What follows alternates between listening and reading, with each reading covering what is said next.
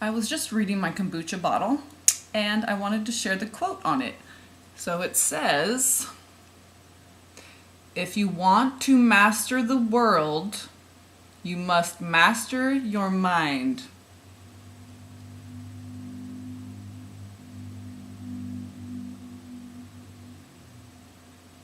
Mastermind. Yep, made a video on that. And then something else that came to mind, I don't know if it was Acts 11 that I was reading through. I think it was somewhere in there.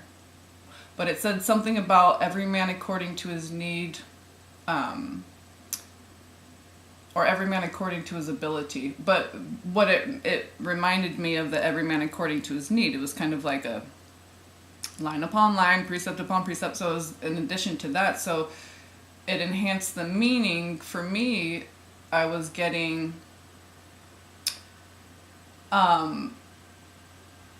I was making a connection with the public school system and standardized testing, and then all these memories of just when I was in school, when we were learning variables for the first time, doing word problems. Like I was in a third, fourth combination class, but so I was like a third grader, but she was a fourth grader, but we were in the same class.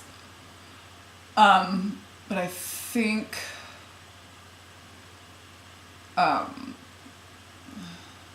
don't know how it worked. I think there might have been different groups or how, but anyway, I think something because of the population of the elementary schools in Healdsburg, they had to balance it out that year or whatever.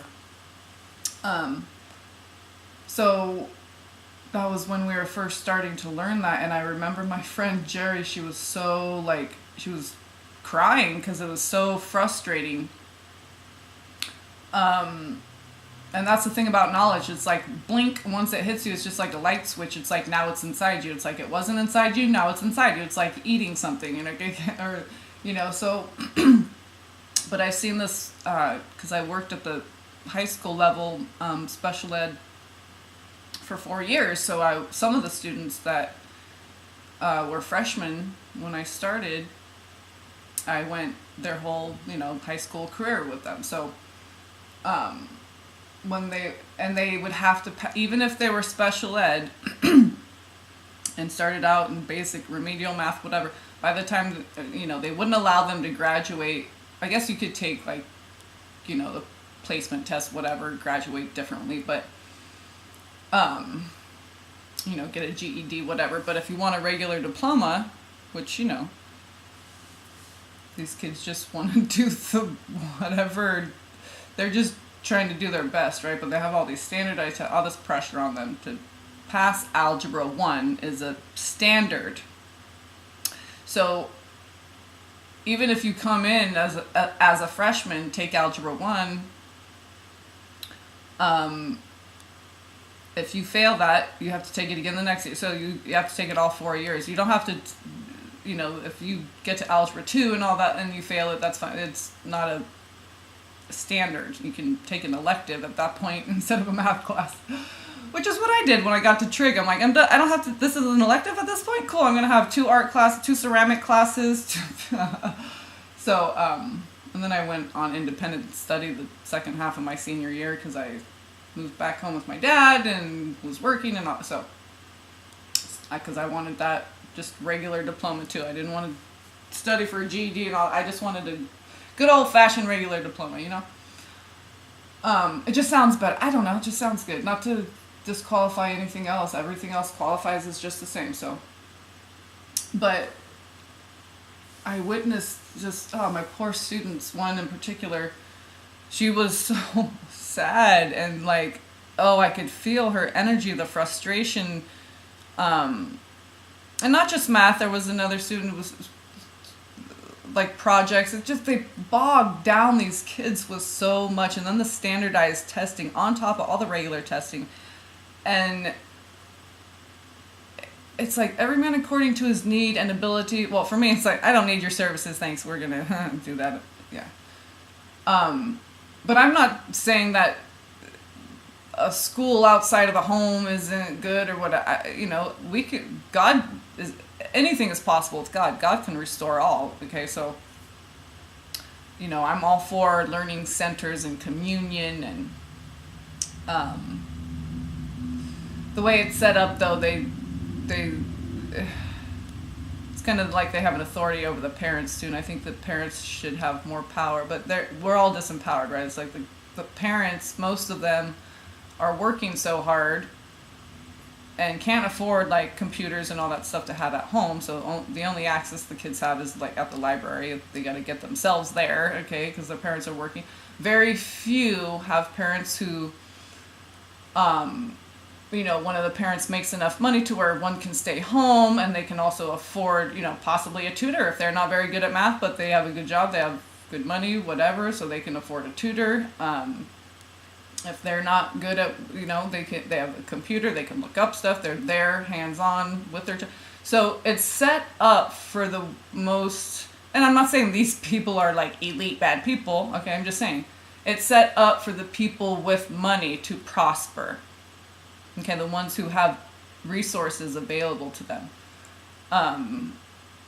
So if you don't have that, you probably got woodpecker medicine, and you were blessed with woodpecker medicine, and you're resourceful, and you and God make it work anyway. But so it's set up that way for a reason. The standardized testing, it's set up for failure, and the ones that do well, usually, just based on socioeconomics, are the ones who have parents who perhaps have one at home or one at home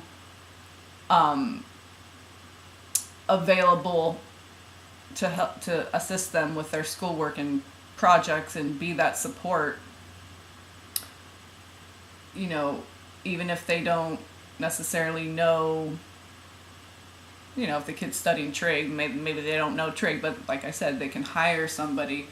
They have resources available to them. They have a parent in the home. They have money to buy the supplies like the computer, pay for the internet, etc.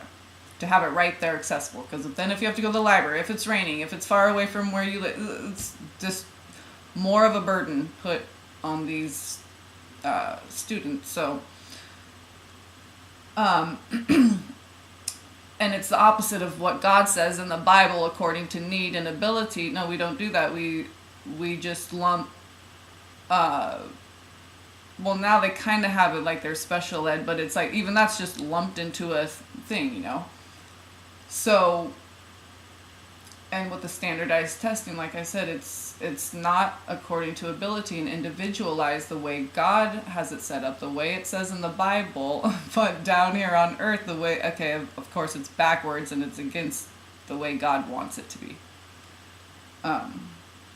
So we all know that we're supposed to just have our homestead, 20 kids and counting, and that kind of thing, right? Just have the land right there, everything we need right there. We don't have to go to the grocery store or garden, or everything's right there. I mean, a main staple place or something like, the grain mill, you go get your big bags of flour or sugar and this, whatever. But, it's just, if we want to become more self-reliant, we have to give up all these things that we think are so great for us, but they're really not. Then we have to rely on other countries, and we shouldn't even be relying on a government or an entity, a body of whatever over there in DC, this thing, we need to rely on ourselves right here, right now, with God, with the resources available to us in our immediate environment, and taking only what we need for that moment, for that now. So, this is what we're doing, is awakening and remembering God's way in everything. And we're seeing how dead and empty all these institutions are. Schools, hospitals, churches. So yeah, I just wanted to share that. And then this thing on the bottle was like, I just happened to read this one because I forgot they had little sayings on it. And I don't know if they all say enlightenment. I think they have different ones. But that's Strawberry Serenity, but enlightenment, and then the little saying that it said. So, all right, just wanted to share. Find my air, row. Love, peace, blessings.